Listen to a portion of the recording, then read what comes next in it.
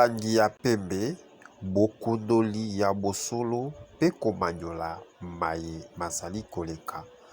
Na bana mboka pe kolandela nani alobi bosolo to nani akosi moninga. Molangi ya pembe, rubrique na bino ekolobela bino bosolo polele polele. Les passagers du TGV de Kinshasa à destination de Banana via Kisantu, Matadi, Tchela, Boma et Mwanda sont attendus sur le quai numéro 1. Imaginez-vous à bord d'un train à grande vitesse reliant Kinshasa à Banana sur la côte atlantique.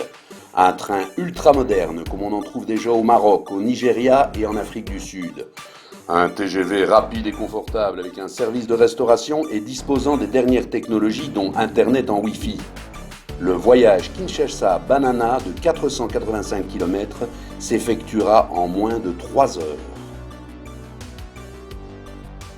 Certes, une ligne de chemin de fer existe déjà entre Kinshasa et Matadi, mais ces infrastructures sont devenues vétustes malgré les bonnes intentions pour les rénover. Elles ne répondent plus aux besoins de transport des voyageurs et des marchandises. La route nationale reste la principale voie d'acheminement, mais c'est un moyen de transport relativement coûteux et très dangereux.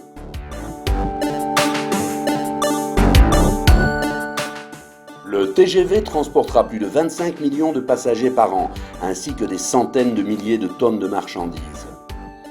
Il sera jalonné par 16 gares.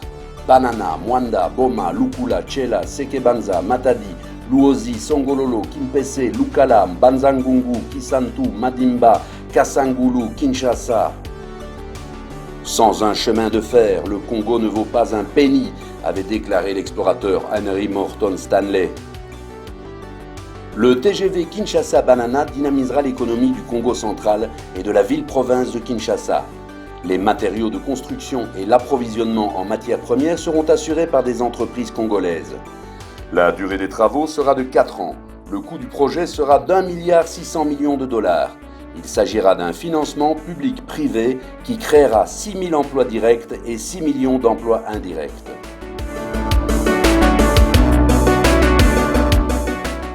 La ligne Banana-Kinshasa pourra ensuite faire l'objet d'extensions au plan national sur les axes nord, sud et est de la République.